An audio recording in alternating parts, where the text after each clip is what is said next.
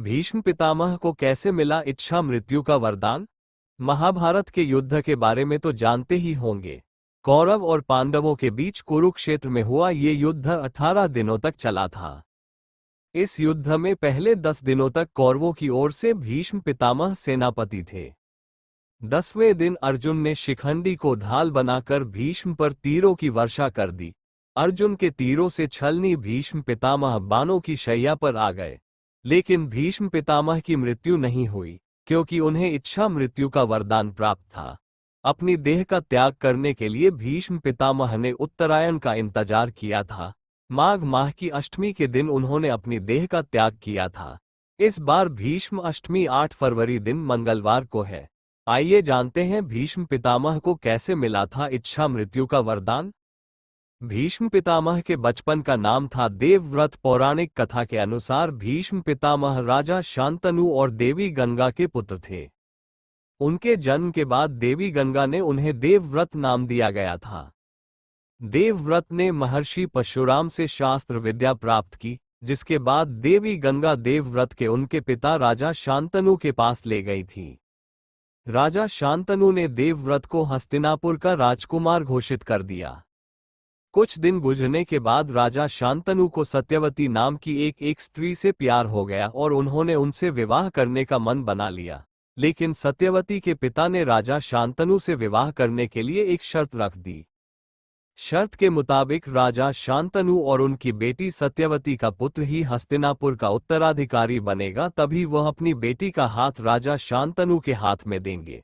अपने पिता पर आए इस धर्म संकट को देखते हुए देवव्रत ने पिता के प्यार की खातिर अपना राज्य त्याग कर पूरे जीवन शादी न करने का प्रण ले लिया था, और ऐसे भीष्म प्रण और प्रतिज्ञा के कारण ही देवव्रत का नाम भीष्म हो गया।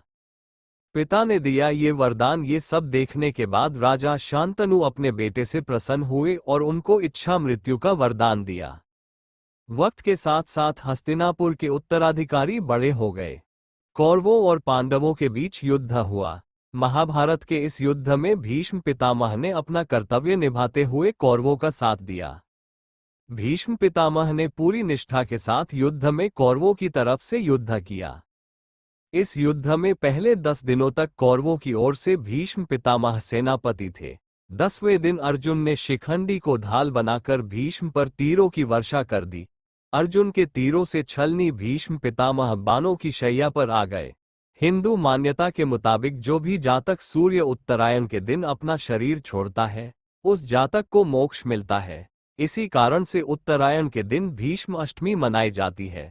ऐसी भी मान्यता है कि भीष्म अष्टमी के दिन पूजा पाठ करने और कथा सुनने से व्यक्ति को संस्कारी संतान का सुख प्राप्त होता है। बाणों की शैया पर असहनीय पीड़ा के बाद भी भीष्म पितामह ने 58 दिन बाद ही क्यों त्यागे प्राण? महाभारत युद्ध को इतिहास का सबसे भीषण युद्ध माना जाता है। भीष्म पितामह भी महाभारत के प्रमुख पात्रों में से एक रहे हैं।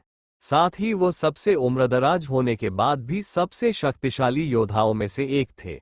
भीष्म पितामह को इच्छा मृत्यु का वरदान प्राप्त था, जिस कारण कई दिनों तक बाणशैया पर लेटे होने के बाद भी उन्होंने अपने प्राण नहीं त्यागे। लेकिन क्या आप इसका कारण जानते हैं?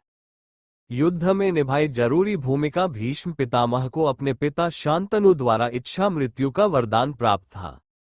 अर्थात वह केवल अपनी इच्छा के अनुसार ही प्राणों का त्याग कर सकते थे।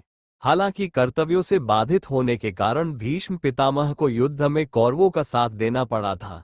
जब महाभारत का युद्ध शुरू हुआ तो भीष्म पांडवों के लिए एक बड़ी चुनौती बने हुए थे, क्योंकि उन्हें हराए बिना युद्ध जीतना असंभव था।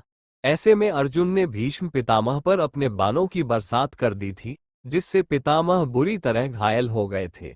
लेकिन इसके बाद भी उन्होंने तुरंत अपने प्राण नहीं त्यागे।